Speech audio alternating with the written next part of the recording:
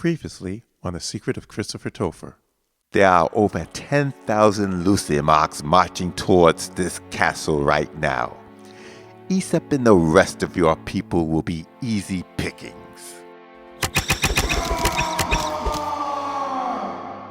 I finally meet the scum that killed my father, the mighty Ecaep. Now I get to avenge my father's death.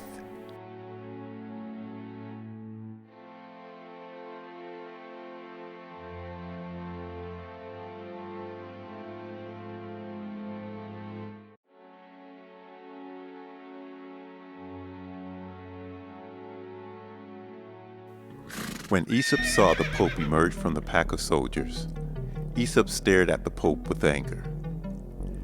Does this surprise you, my lord? Does it surprise you that your death would be at the hands of a human?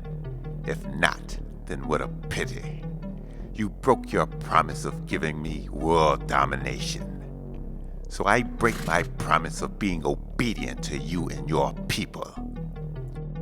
You shall pay dearly for your murderous betrayal. No, you shall pay for your betrayal. Do I have to remind you that it was I who led you to the one who could translate the seventh scroll? That it was I who found your fool of a son? Yet I had to follow the orders. That, my friend, was a mistake. If you had left me in charge, all humans would be subservient to you. By the way, I took great pleasure in watching those two beastly generals of yours die. The pain from those arrows must have been excruciating. I pity anyone who suffers a slow death.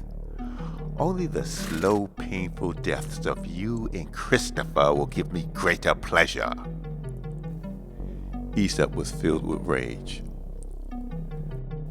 So this is what it's all about. Power. World domination. You can call it what you want. But after your deaths, order on Earth will be restored with Camalabridge acting as God and I as king. This couldn't have worked any better. I get to kill Ecaep, his son, and all these soldiers at the same time. Avenging my father and my people will be completed. Any of your people who survive will become slaves of the Lucimarks. Now it's time for you and your soldiers to die. Camalabridge opened the scroll and proceeded to read the text. Despite repeated attempts, nothing happened. He directed his anger towards the Pope. The command is not working. Give me the scroll. The Pope had no better luck. I don't know what's wrong. Perhaps I can help. What you read is not the seventh scroll, although what it says is true. The translation of what you've just both recited is, "Whoever speaks these words will find death." I knew you would betray me. Ujigan told me so. I believe you wanted this command. When Ecaep shouted the proper command, lasers fired down from the sky upon Camalabridge's army.